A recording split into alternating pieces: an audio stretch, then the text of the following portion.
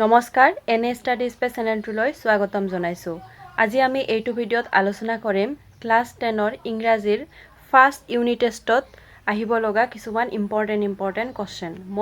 ইয়াত মই 4টা চেপ্টাৰৰ কোৱেশ্চন মানে যি কেইটা ইম্পৰ্টেণ্ট হয় গোটেই কেইটা মই মানে এটা লিষ্ট উলাই আনিছো। এই লিষ্ট কেইটা মই ইয়াতে এনসাৰখিনি বা কোৱেশ্চনখিনি দিছো। তোমালোকে ভিডিঅ'টো শেষৰলৈকে চাই যাবা।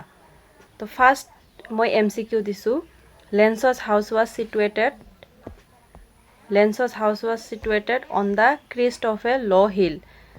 Second, the word amiable means friendly, বন্ধুত্বপূর্ণ. তাৰ পিছত the postmaster কিমান পইচা কালেক্ট কৰিছিল 70 pesos. Raindrops are compared with raindrops বিলাকক কাৰ লগত কম্পেয়াৰ কৰা হৈছিল new coins. তাৰ পিছত pesos means currency of Latin America. মই জাস্ট এনসাৰখিনি কৈ দিছো। তোমালোকে এইবিলাক পঢ়োতে বাকি কেইটা এনসাৰো মানে অপচনো এবাৰ চাই লবা, তেতিয়া হলে মানে কাৰেক্ট এনসাৰটো তোমালোকৰ পৰীক্ষাত মনত থাকিব। তাৰ পিছত locust is an insect. এতিয়া আমি তোমালোকৰ কিতাপতো বহু কেইটা কোৱেশ্চন দিয়া আছে। ইয়াৰ ভিতৰত মানে কোন কেইটা তোমালোকে নপঢ়াকে যাব নোৱাৰা এই কেইটা আহাৰ মানে বহু চান্স আছে। এই কোৱেশ্চনখিনি এতিয়া দিছো। ফাৰ্স্ট কোৱেশ্চনটো হল what did Lenso hope for? Lenso কিহৰ কাৰণে আশা কৰিছে? Lenso hoped for rain for his crops. তেওঁৰ শস্যৰ কাৰণে বৰষুণ আশা কৰিছিল। How did the rain change? What happened to Lenso's field? The rain changed into hailstorm. মানে তুফানত পৰিৱৰ্তন হৈছিল।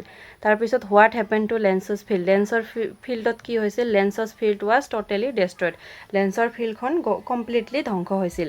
তাৰ পিছত 4 নম্বৰটো what are Lenso's feelings when the hail stopped? Lenso's মানে অনুভৱটো কি আছিল যেতিয়া এই মানে কিটো ধুমুহাটো শেষ হৈছিল। Lenso's soul, Lenso's আত্মাটো was filled with sadness. তেওঁ দুখেৰে ভৰি পৰিছিল Lenso's আত্মাটো because the hail left nothing. ধুমুহাই left nothing. একো এৰি যোৱা নাই। He thought he and his family would go hungry that year. তেওঁ ভাবিছিল যে এই বছৰত তেওঁ আৰু তেওঁৰ ফ্যামিলি মানে ভুখা পেটেৰে থাকিব লাগিব। তাৰ পিছত oral comprehension check 2ৰ দুটা কোৱেশ্চন ইম্পৰ্টেন্ট হয়। এই দুটা হল who or what did Lenso have faith in? What did he do? Lenso কাৰ ওপৰত ভৰসা আছিল, বিশ্বাস আছিল? Lenso had faith in God. He wrote আৰু তেওঁ কি কৰিছিল? He wrote a letter to God. তাৰ পিছত what did the postmaster do then? postmasterে চিঠিখন পাই কি কৰিছিল? The postmaster did not want to break Lenso's faith. postmasterে Lenso's বিশ্বাসটো ভাঙিব খোজা নাছিল। তাৰ পিছত কি কৰিছিল? He collected money from his employees. তেওঁৰ মানে পোষ্ট অফিচৰ এমপ্লয়িজ বিলাকৰ পৰা মানি কালেক্ট কৰিছিল আৰু gave a part of his salary আৰু তেওঁৰ নিজৰ স্যালাৰিৰ পৰাও এটা পাৰ্ট দিছিল and sent it to Lenso with a signature of God. আৰু এইটো লেন্সলৈ পঠিয়াই দিছিল কি কাৰ সিগনেচাৰ কৰি গড মানে গড লিখি দিছিল যাতে লেন্সই ভাবে যে এইটো গডে পঠিয়াইছে। তাৰ পিছত oral comprehension check 3ৰ ইয়াৰ এটা question important what made him angry? লেন্সক কিহে মানে কি ঘটনাই এংগ্ৰি কৰিছিল? He asked 100 pesos from God. তেওঁ 100 pesos ভগৱানৰ পৰা গডৰ পৰা খুজিছিল। When he opened the letter, এইটো লেটাৰ হ'ব LETTER letter, he found 70 pesos in it which made Lenso angry. কিন্তু পোষ্টমাষ্টাৰেটো কিমান 70 pesos পঠিয়াই দিছিল, সেই কাৰণে তেওঁ খং উঠিছিল, ভাবিছিল যে পোষ্টমাষ্টাৰে বাকি পইচাখিনি খালে। তাৰ পিছত এতিয়া অনুশীলন thinking about the text. ইয়াত কোনটো কোৱেশ্চন ইম্পৰ্টেন্ট হয় এইটো why does the postmaster send money to Lenso? Why does he sign the letter God? postmasterে কিয় লেন্সলৈ মানি পঠিয়াইছিল, পইচা পঠিয়াইছিল আৰু তেওঁ কিয় গড বুলি লিখিছিল, সাইন কৰিছিল? The postmaster did not want to break Lenso's faith in God. postmasterে বিশ্বাসটো ভাঙিব খোজা নাছিল লেন্সৰ। So by signing the letter God, he wanted to show Lenso that the money had been sent by God. আৰু এইটো sign কৰি তেওঁ এইটো দেখাব খুজিছিল যে এই মানিটো কোনে সেন্ড কৰিছে গডে। এইখিনি মানে মই ইম্পৰ্টেন্ট দিছো মানে এইটো নুবুজায় যে তোমালোকে বাকি এনসাৰ বিলাক নপঢ়া। তোমালোকে যদি আগৰ পৰা গোটেইখিনি পঢ়ি আছা তেতিয়া হলে গোটেইখিনি পঢ়িবা। কিন্তু কিছুমান আছে যে আগতে একো পঢ়া নাই, এতিয়া কালি এক্সাম মানে মানডে এক্সাম আছে এতে কি পঢ়িব তেওঁলোকে নাজানে বহুত ভয় খাই আছে তেওঁলোকে এইকেইটা কোৱেশ্চন পঢ়ি গ'লেও হ'ব আৰু যিকেইটাই ভালকৈ পঢ়িছা তোমালোকে এই কোৱেশ্চনকেইটা এৰি নাযাবা মানে এইকেইটা ইম্পৰ্টেণ্ট হয় তাৰপিছত এতিয়া আমি Nelson Mandela long walk to freedom year question কেইটা আলোচনা কৰিম ফাৰ্ষ্টত আমি MCQ দিছোঁ কেইটা খালি ঠাই is called an autumn day in South Africa South আফ্ৰিকাত কোন দিনাখন অটম ডে বুলি কোৱা হৈছিল এইটো ইম্পৰ্টেণ্ট হয় 10th মে তাৰপিছত how many national anthems were sung in South Africa 2 ইয়াত যিকেইটা দিছোঁ গোটেইকেইটা ইম্পৰ্টেণ্ট হয় South Africa became independent in the year কেতিয়া ইণ্ডিপেণ্ডেণ্ট হৈছিল South Africa 1994 ANC won seats out of ANCয়ে মানে আফ্ৰিকান নেশ্যনেল কংগ্ৰেছে কিমানটা চিট পাইছিল 252 চিট পাইছিল আউট অফ 400 টোটেল 400 চিট আছিল আৰু 252 ANCয়ে লাভ কৰিছিল তাৰপিছত জেনানী ৱাজ কোন আছিল daughter of Nelson Mandela Zenani Nelson মেণ্ডেলাৰ ডটাৰ আছিল তাৰপিছত non racial government means non racial মানে কলা বগা এইবিলাকৰ ওপৰত পাৰ্থক্য নকৰা এইটো গভৰ্ণমেণ্ট মানে which is not based on skin colour এই গভৰ্ণমেণ্টটো স্কিন কালাৰৰ ওপৰত নিৰ্ভৰশীল নহয় তাৰপিছত এতিয়া আমি ভিতৰৰ কোৱেশ্চনখিনি আলোচনা কৰিম কোনকেইটা ইম্পৰ্টেণ্ট হয় oral comprehension check 1 where did the ceremonies took place বাকি পিছৰখিনি নালাগে the ceremonies took place in the Sandton amphitheatre Union Buildings in Pretoria তাৰপিছত can you say how 10th May is an autumn day in South Africa 10th May is an autumn day in South Africa because on this day freedom dawned in South Africa after 300 years of white rule. কাৰণ 10 মেৰ দিনাখন south Africa স্বাধীনতা মানে লাভ কৰিছিল after 300 বছৰ পিছত তাৰপিছত what ideals he set out for the future of South Africa তেওঁ সাউথ আফ্ৰিকাৰ ফিউচাৰৰ কাৰণে তেওঁ মানে নেলছন মেণ্ডেলা সাউথ আফ্ৰিকাৰ ফিউচাৰৰ কাৰণে কি আইডিয়া কৰিছিল মানে আইডিয়া কৰিছিল যে কি চেঞ্জ কৰিব he aims to liberate his people from various bondages তেওঁ স্বাধীন কৰিব বিচাৰিছিল তেওঁৰ মানুহখিনিক ভেৰিয়াছ বণ্ডেজেছ মানে এইটো কি অপ্ৰেশ্যন তলত দবাই ৰখা হয় যে এইবিলাক বণ্ডেজ লাইক পভাৰ্টি ডিপ্ৰাইভেশ্যন ছাফাৰিং পভাৰ্টি মানে দৰিদ্ৰতাৰ পৰা ডিপ্ৰাইভেশ্যন তেওঁলোকক যে কলাৰ ওপৰত ভিত্তি কৰি একো ৰাইটছ দিয়া হোৱা নাই ছাফাৰিং তেওঁলোকে যিবিলাক ভুগি আছিল তাৰপিছত হি অলছ' আৰু তেওঁ কি ভাবিছিল ড্ৰিমছ অফ এ ছ'চাইটি তেওঁ এখন সমাজৰ বিষয়ে সপোন দেখিছিল where there would be no' discrimination based on gender or racial origins আৰু তেওঁ এখন সমাজৰ কথা ভাবিছিল য'ত ডিছক্ৰিমিনেশ্যন নাথাকিব মানে ভাগ বতৰা নাথাকিব জেণ্ডাৰ ল'ৰা মহিলা আৰু ৰেচিয়েল মানে কলা বগাৰ ওপৰত একো কি নাথাকিব পাৰ্থক্য নাথাকিব তাৰপিছত অৰেল কম্প্ৰিহেনশ্যন চেক 2 ইয়াৰ পৰা দুটা কোৱেশ্চন ইম্পৰ্টেণ্ট হয় where two national anthems sang কাৰণ তাতে কিয় দুটা নেশ্যনেল এনথেম গোৱা হৈছিল because in South Africa there are two major races South আফ্ৰিকাত দুটা বৰণৰ মানুহ তাতে বাস কৰিছিল এটা হৈছে হোৱাইটছ এণ্ড দ্য ব্লেকছ সেইকাৰণে তাতে মানে দুটা নেশ্যনেল এনথেম গোৱা হৈছিল ব্লেকবিলাকে এটা গাইছিল হোৱাইটবিলাকে এটা গাইছিল তাৰপিছত what does courage mean to Mandela courage মানে কি to Mandela courage is not the absence of fear মানে ভয়ৰ অনুপস্থিতি নহয় কিন্তু ভয়টোক কি কৰিব পৰা এইটো অভাৰকাম কৰিব পৰা বাট দ্য মানে ভয়টো অভাৰকাম কৰি তাৰপিছত জয় লাভ কৰাটোৱে হ'ল কৰেজ নেলছন মেণ্ডেলাৰ মতে but the trim over it তাৰপিছত অৰেল কম্প্ৰিহেনশ্যন চেক 3ৰ কোনকেইটা question important what twin obligation does Mandela mention Nelson Mandela কি দুটা মানে দায়িত্বৰ কথা কৈছিল Nelson Mandela mention that every one has two obligation Nelson মেণ্ডেলাৰ মতে প্ৰত্যেকৰে দুটা দায়িত্ব আছিল first one is man's obligation is to his family ফাৰ্ষ্টৰটো হিজ মানে তেওঁৰ ফেমিলিৰ প্ৰতি তাৰপিছত নিজৰ পেৰেণ্টছৰ প্ৰতি তাৰপিছত নিজৰ ৱাইফ তাৰপিছত নিজৰ চিলড্ৰেনৰ প্ৰতি তাৰপিছত ছেকেণ্ডটো হ'ল টু হিজ পিপল তেওঁৰ নিজৰ মানুহখিনিৰ কাৰণে তেওঁৰ নিজৰ কমিউনিটিটোৰ কাৰণে তাৰপিছত নিজৰ দেশখনৰ কাৰণে এই দুটা অব্লিগেশ্যন নেলছন মেণ্ডেলাই উল্লেখ কৰিছিল does Mandela think the oppressor is free why and why not Nelson মেণ্ডেলাই ভাবিছিল নেকি যে অপ্ৰেছৰ মানে যিবিলাক মানুহে বেলেগৰ ক্ষতি কৰে মানে অপ্ৰেছ কৰি ৰাখে, ছাপ্ৰেছ কৰি ৰাখে, এই মানুহবিলাক মানে কি ফ্ৰী নেকি? তেওঁলোকে স্বাধীনভাৱে আছে নেকি? যিবিলাক মানুহে মানে বেলেগৰ বেয়া খোজে, বেলেগৰ বেয়া কৰিব খোজে, যেনেকৈ হোৱাইটবিলাকে কি কৰি আছিল, ক'লাবিলাকৰ ওপৰত অত্যাচাৰ কৰি আছিল, তেওঁলোক ফ্ৰী নেকি? নেলছন মেণ্ডেলাই কি কৈছে? No, Mandela does not think that the oppressor is free. তেওঁ ভাবা নাছিল যে এই অপ্ৰেছৰবিলাকে ফ্ৰী হয়। Because an oppressor is the prisoner of hatred. এই অপ্ৰেছৰবিলাক কি হয়? মানে ঘৃণাৰ কাৰাগাৰত বন্দী হৈ আছে তেওঁলোক। He feels that both the oppressor and oppressed, মানে তেওঁ ভাবিছিল যে যোনে অপ্ৰেছ কৰি ৰাখে আৰু যাক অপ্ৰেছ কৰা হয় সকলোৱে কি হয়? হিউমেনিটিৰ পৰা বাহিৰত আছে, ৰবড অফ দেয়াৰ হিউমেনিটি, মানে তেওঁলোকৰ হিউমেনিটিবিলাক যেন কাঢ়ি লোৱা হৈছে। তাৰপিছত এতিয়া টেক্সত বাহিৰত কি কুৱেশ্যন আছে? What does Mandela mean when he says he is simply the sum of all those African patriots, এইটো পেট্ৰিয়টছ হ'ব, হু হেড গন বিফৰ হিম। তোমালোকে কিতাপত এইটো চাই ল'বা। এনচাৰটো হ'ল মানে নেলছন মেণ্ডেলাই কিয় মানে ভাষণত কৈছিল যে মোৰ এই মানে জয়টো সকলোবিলাক আফ্ৰিকান মানে দেশভক্তৰ কি হয়? জগ হয়, যিবিলাক মানুহ তেওঁৰ আগত মানে গুচি গ'ল, মানে দেশৰ কাৰণে আন্দোলন কৰি কৰি মৰি গ'ল। মেণ্ডেলাই এইটো কিয় কৈছিল? মেণ্ডেলাই এইটো কৈ মানে কি বুজাব খুজিছিল? Mandela wants to pay tribute to all the people who had sacrificed their life for the sake of freedom. মেণ্ডেলাই ট্ৰিবিউট দিব খুজিছিল সেইবিলাক মানুহক, যিবিলাক মানুহে মানে দেশৰ কাৰণে আন্দোলন কৰি কৰি নিজৰ লাইফটো ছেক্ৰিফাইচ কৰিলে, মানে মৰি গ'ল।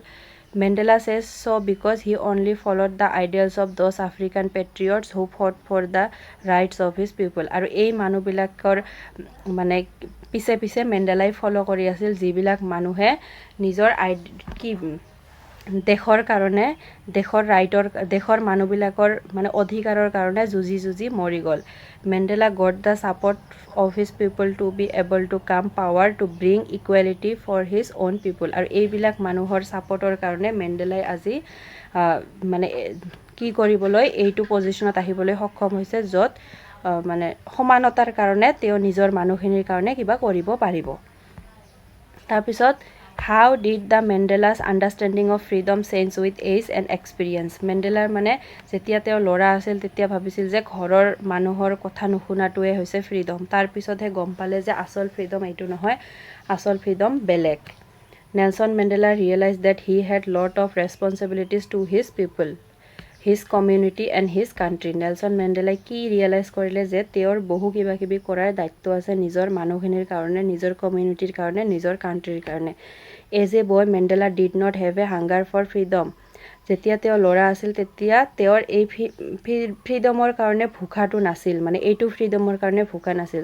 তেতিয়া তেওঁ কি ভাবিছিল? Because he thought that he was born free. তেওঁ ভাবিছিল যে তেওঁ জন্মৰ পৰাই ফ্ৰী আছে।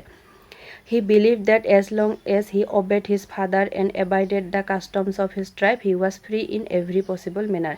তেওঁ ভাবিছিল যে তেওঁ যদি তেওঁ দেউতাকৰ কথাখিনি মানে পালন কৰে আৰু নিজৰ ট্ৰাইবৰ কাষ্টমখিনি মানি চলে, তেতিয়াহ'লে তেওঁ ফ্ৰী সকলো ফালৰ পৰা। কিন্তু সেইটো নহয়, যেতিয়া ডাঙৰ হ'লে তেওঁ মানে বুজি পালে। এতিয়া আমি এ টাইগাৰ ইন দ্য জুৰ পৰা কুৱেশ্যন আলোচনা কৰিম। ফাৰ্ষ্ট কুৱেশ্যনটো হ'ল, এইবিলাক কিতাপৰ কুৱেশ্যন নহয়, মানে বনাই দিয়া কুৱেশ্যন হয়। তোমালোকে যদি এইখিনি পঢ়া, এই তিনিটা কুৱেশ্যন পঢ়িলা আৰু পঢ়িব নালাগে। First, who is the writer of the poem? Leslie Norris is the writer of the poem. তাৰপিছত এইটো এটা কুৱেশ্যন মই দিছোঁ যে describe the movement of the tiger in the cage and in the wild. মানে টাইগাৰৰ কেজৰ ভিতৰত, মানে প্ৰিজনৰ ভিতৰত, কেজটোৰ ভিতৰত তেওঁৰ চাল চলনখিনি আৰু জংঘলত যেতিয়া এটা টাইগাৰ থাকে তেতিয়াৰ চাল চলনখিনি মানে আমাক ডিছক্ৰাইব কৰিব দিছে। আৰু what difference do you find in the mood of a tiger when he is in the zoo and when he is in a forest. আৰু মানে টাইগাৰৰ মুডৰ কি পৰিৱৰ্তন থাকে যেতিয়া এই টাইগাৰটো মানে জুৰ ভিতৰত থাকে, কেজৰ ভিতৰত থাকে, আৰু যেতিয়া জংঘলত থাকে। ইয়াত মানে আমাৰ এই টাইগাৰ ইন দ্য জু কবিতাটোৱে এইটোৰ ওপৰত লিখিছে লেছলি নৰিছে, যে এটা টাইগাৰ যেতিয়া প্ৰিজনৰ ভিতৰত থাকে, মানে এই ৰ'দৰ ভিতৰত থাকে, তেতিয়া তেওঁৰ মুডটো মানে কিমান চিৰচিৰা, কিমান খং, কিমান ফ্ৰাষ্ট্ৰেট হৈ থাকে আৰু যেতিয়া জংঘলত থাকে তেতিয়া জংঘলৰ ৰাজাৰ নিচিনাকৈ মানুহক ভয় খুৱাই থাকে, মানে মুডটো ভাল থাকে, শান্তিপূৰ্ণ থাকে। মানে দুটাৰ মাজত এই কবিতাটোত জাষ্ট কম্পেয়াৰ কৰিছে আৰু লাষ্টত আমাক এইটোৱে বুজাব খুজিছে যে যিবিলাক বস্তু মানে জংঘলত থাকিব লাগে সেইবিলাক বস্তুক আমি মানে বন্দী কৰি ৰখাটো ঠিক নহয়। তোমালোকে যদি এই এনচাৰটো পঢ়া, এইখিনি বহুত শ্বৰ্টকৈ দিছোঁ, এই এনচাৰটো পঢ়া, যদি তোমালোকক মানে কিবা কাৰণত এক্সামত লিখিব দিয়ে যে চামাৰি লিখা, মানে বৰ্তমানৰ কাৰণে এইখিনি লিখিলেই হৈ যাব। আৰু যদি তোমালোকক ইয়াতে দুটা কুৱেশ্যন আছে, আৰু তোমালোকক সুধিব পাৰে যে তুমি কি ভাবা যে জংঘলত থকা আৰু মানে প্ৰিজনত থকা টাইগাৰৰ পাৰ্থক্য লিখা, মানে দুটাৰ মাজত যদি দুটা শব্দ যদি দেখা পোৱা যে প্ৰিজনৰ টাইগাৰ আৰু জংঘল বা ৱাইল্ডৰ টাইগাৰৰ মাজত কিবা লিখিব দিছে, তেতিয়াহ'লে এই এনচাৰটোৱে লিখি দিবা। এনচাৰ ইন দ্য জু, মানে জুৰ ভিতৰত, ইন হিজ স্মল কেজ, তেওঁৰ সৰু মানে কিটোৰ ভিতৰত, পজাটোৰ ভিতৰত, এণ্ড ডিভইড অফ ফ্ৰীডম, আৰু তাতে কোনো ফ্ৰীডম নাথাকে। দ্য টাইগাৰ ফিলছ আনহেপি, তেওঁ হেপী নাথাকে। ৰেডাৰ ফ্ৰাষ্ট্ৰেটেড, কি হৈ থাকে? ফ্ৰাষ্ট্ৰেটেড, ৰেষ্টলেছ এণ্ড এংগেৰি, খঙত থাকে, ৰেষ্টলেছ থাকে। আৰু in the forest he enjoys moving majestically wherever he wants, আৰু যেতিয়া জংঘলত থাকে তেতিয়া তেওঁ মানে মুভ কৰি ইনজয় কৰে, মানে খোজকাঢ়ি ভাল পায়। টেৰৰাইজিং দ্য ভিলেজাৰ্ছবিলাকক মানে ভয় খুৱায়। বাই ডিছপ্লেইং হিজ শ্বাৰ্প টিথ, তেওঁৰ মানে মুখৰ জোঙা চোকা দাঁতবিলাক মানে দেখুৱাই ভিলেজাৰ্ছবিলাকক ভয় খুৱায়, জংঘলৰ কাষত থকা ভিলেজাৰ্ছবিলাকক। He is happy in the forest, আৰু তেওঁ ফৰেষ্টত থাকি হেপী থাকে। ইনজয়িং হিজ লিবাৰ্টি, তেওঁৰ স্বাধীনতাটো মানে ইনজয় কৰি থাকে। ছাৰাউণ্ডিংছ, মানে জংঘলবিলাক ভাল পায়, নিজৰ চাৰিওফালে থকা। বাট নট ইন দ্য জু, কিন্তু জুত এইটো বেলেগ অৱস্থাত থাকে, জুত ভাল নাপায়। তাৰপিছত আৰু এটা question, what does the tiger do at night, টাইগাৰে ৰাতি কি কৰি থাকে? What does he feel when he stares at the brilliant stars in the sky, আৰু তেওঁ ৰাতি যেতিয়া স্কাইৰ তৰাবিলাকৰ পিনে চাই দেখি থাকে তেতিয়া মানে তেওঁ কি ভাবে? ৰাতি টাইগাৰে কি কৰে? The patrolling cars move around and the tiger hears their sound at night, যেতিয়া পেট্ৰলিং কাৰবিলাক মানে গুচি যায় তেতিয়া এই পেট্ৰলিং কাৰবিলাকৰ চাউণ্ডবিলাক শুনি থাকে লেট নাইট। তাৰপিছত he is locked in a cage, আৰু তেওঁ কেজত বন্ধ থাকে। But stares at the brilliant ষ্টাৰ্ছবিলাকক ষ্টেয়াৰ কৰে, মানে দেখি থাকে। শ্বাইনিং in the vast and open sky, মানে এই তৰাবিলাকক কিয় দেখি থাকে? কাৰণ তৰাবিলাক অ'পেন স্কাই, ডাঙৰ এখন আকাশত আৰু অ'পেন স্কাই, খোলা আকাশত তেওঁলোকে জিলিকি আছে। The vast open sky and the brilliant stars only intensify the feeling of helplessness that he feels inside the cage, আৰু এইটোৱে কবিয়ে কৈ মানে কি বুজাব খুজিছে যে এই ভাষ্ট, ডাঙৰ আৰু অ'পেন খোলা স্কাইখন আৰু জ্বলি থকা তৰাবোৰ, মানে এইটোৱে বুজাইছে যে টাইগাৰটোৱে মানে নিজৰ কিটোত, পজাটোত বন্দী হয়, কিমান হেল্পলেছনেছ, মানে একো কি নাই, সহায় কৰিব পৰা নাই নিজকে, মানে নিজৰ অনুভৱবিলাকক একো সহায় কৰিব পৰা নাই, কাৰণ তেওঁ কেজৰ ভিতৰত বন্দী হৈ আছে। এতিয়া আমি এইটো চেপ্টাৰৰ MCQ আলোচনা কৰোঁ। দ্য ৱাৰ্ড ৰেজ মিনছ কি বুজায়? এংগাৰ, খং। তাৰপিছত here in the poem he refers to, he বুলি পয়েমত কাক কোৱা হৈছে? টাইগাৰক। তাৰপিছত the eyes of the tiger look, the টাইগাৰৰ চকুবিলাক কেনেকুৱা আছিল? ব্ৰাইট, উজ্জ্বল। হু পাছেছ নিয়াৰ দ্য ৱাটাৰ হলৰ মানে কাষেৰে কি পাছ হৈ গৈছিল? ডিয়াৰ, হৰিণ। তাৰপিছত এ টাইগাৰ ৱাজ ইন হ'ব, এইটো ইজ নহয়, ইন হ'ব। এইটো ক'ত আছিল? এই জংঘল, টাইগাৰটো ক'ত আছিল? এ কনক্ৰিট চেল, মানে কনক্ৰিট, এটা টান বন্ধ কোঠাত আছিল, চেল, কনক্ৰিট। তাৰপিছত the tiger should hide himself, টাইগাৰে ক'ত হাইড কৰিব লাগে? In the shade' of long grass, মানে যেতিয়া জংঘলত থাকে টাইগাৰবিলাকে নিজকে ক'ত হাইড কৰে?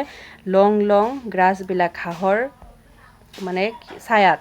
তাৰপিছত স্নাৰ্লিং মানে চাউণ্ড অফ এনিমেলছৰ শব্দ। তাৰপিছত the tiger see at night, টাইগাৰে ৰাতি কি দেখে? ষ্টাৰ্ছ, তৰা। এতিয়া আমি ফুটপ্ৰিণ্ট উইথাউট ফিটৰ দ্য মিডনাইট ভিজিটৰ চেপ্টাৰটোৰ ইম্পৰ্টেণ্ট কুৱেশ্যন আলোচনা কৰিম ফাৰ্ষ্ট আমি কেইটামান MCQ আলোচনা কৰি লওঁ তাৰপিছত কুৱেশ্যন আলোচনা কৰিম who is the author of the story the midnight visitor এইটো ইম্পৰ্টেণ্ট হয় তোমালোকৰ ফাইনেলৰ কাৰণেও এইটো এনচাৰ হয় ৰবাৰ্ট আৰ্থাৰ তাৰপিছত where did Max jump through the window' মানে মেক্সে ক'ত জাম্প কৰিছিল উইণ্ডৰ পৰা বেলকনিত মানে উইণ্ডৰ পৰা জাম্প মাৰি ক'ত গৈছিল বেলকনি তাৰপিছত হাউ উড ইউ ডিছক্ৰাইব অচেবলক মানে কেনেকৈ ডিছক্ৰাইব কৰিবা অচেবল কি আছিল উইটি মানে জ্ঞানী আছিল তাৰপিছত how did Max claim to have entered মেক্সে মানে কি কৈছিল যে তেওঁ কেনেকৈ ৰুমৰ ভিতৰত সোমাইছে কৈছে যে উইথ এ পাছকি তাৰপিছত where did Ausable think Max was অচেবলে কি ভাবিছিল মেক্স ক'ত আছে বাৰ্লিনত তাৰপিছত what is different about Ausable does not look like a agent gets only a phone call for appointments in his room does not get message slip by dark eyed beauties all of the above এইটোৰ answer হয় all of the above মানে ওপৰত দিয়া যিখিনি describe কৰিছে গোটেইখিনিয়ে হয় তাৰপিছত when did he move to Paris পেৰিছত তেওঁ কেতিয়া মুভ হৈছিল 20 years ago 20 বছৰ আগত এই MCQ বিলাক ফাইনেলৰ কাৰণে কিন্তু ইম্পৰ্টেণ্ট হয় তোমালোকে লিখি ৰাখিবা আৰু মোৰ চেনেলটো প্লিজ ছাবস্ক্ৰাইব কৰি ল'বা তাৰপিছত what language did Ausable speak both the answer both A and B তাৰমানে কি A জাৰ্মান এণ্ড ফ্ৰেঞ্চ দুটাই কৈছিল তাৰপিছত এতিয়া আমি কেইটামান কুৱেশ্যন আলোচনা কৰোঁ কোনকেইটা ইম্পৰ্টেণ্ট হয় হাউ ইজ অচেবল ডিফাৰেণ্ট ফ্ৰম আদাৰ চিক্ৰেট এজেণ্ট অচেবল কেনেকৈ ডিফাৰেণ্ট আছিল বাকীবিলাক চিক্ৰেট এজেণ্টতকৈ অচেবল ৱাজ ডিফাৰেণ্ট ফ্ৰম আদাৰ secret agent because he lived in a small room তেওঁ এটা সৰু কোঠাত বাস কৰিছিল ইন এ মাষ্টি কৰিডৰ মানে লেতেৰা টাইপৰ কৰিডৰৰ অফ এ গ্লুমি ফ্ৰেঞ্চ হোটেলৰ এটা সৰু লেতেৰা কৰিডৰত বাস কৰিছিল which was on the 6th and top floor আৰু ক'ত আছিল 6 আৰু টপ ফ্ল'ৰত there was nothing thrilling or adventurous about it আৰু তাতে কোনো থ্ৰিলিং আৰু এডভাঞ্চাৰিয়াছ একো নাছিল on top of that he was extremely fat আৰু তেওঁ কি আছিল এক্সট্ৰিমলি ফেট মোটা আছিল তাৰপিছত who is Fowler and what is his authentic thrill of the day Fowler কোন আছিল আৰু তেওঁৰ কাৰণে আটাইতকৈ ভয় লগা থ্ৰিলটো কি আছিল সেই দিনৰ কাৰণে Fowler is a young and romantic writer Fowler young মানে সৰু আৰু ৰোমাণ্টিক ৰাইটাৰ আছিল he had come to meet Ausable as he wanted to experience some time with a secret agent he had come to meet অচেবলক meet কৰিব আহিছিল কাৰণ তেওঁ experience কৰিব বিচাৰিছিল অলপ সময় কটাই চিক্ৰেট এজেণ্টৰ লগত তাৰপিছত তেওঁৰ ফাৰ্ষ্ট অথেণ্টিক থ্ৰিলটো কি আছিল Fowler's first authentic thrill of the day came when he saw a man in Ocebel's room pointing a pistol towards Ocebel and himself. তেওঁ আটাইতকৈ ভয় খাইছিল কেতিয়া যেতিয়া এটা মানুহে অচেবলৰ ৰুমত সোমাইছিল এটা পিষ্টলেৰে আৰু পইণ্ট কৰিছিল মানে গুলি কৰিবলৈ পইণ্ট কৰিছিল অচেবল আৰু তেওঁক ফলাৰক তাৰপিছত how has Max got in with the help of a passkey how does Ausable say he got in আৰু অচেবলে কি কৈছিল যে তেওঁ কেনেকৈ ভিতৰত সোমাইছে Ausable says that Max has got in through the balcony অচেবলে কৈছিল যে তেওঁ বেলকনিৰ জৰিয়তে এইটো ৰুমত সোমাইছে এই 4টা চেপ্টাৰৰ কাৰণে এইখিনিয়ে ইম্পৰ্টেণ্ট কুৱেশ্যন আছিল তোমালোকে ভালকৈ পঢ়ি এক্সামত যাবা আৰু ভালকৈ এক্সাম দিবা থেংক ইউ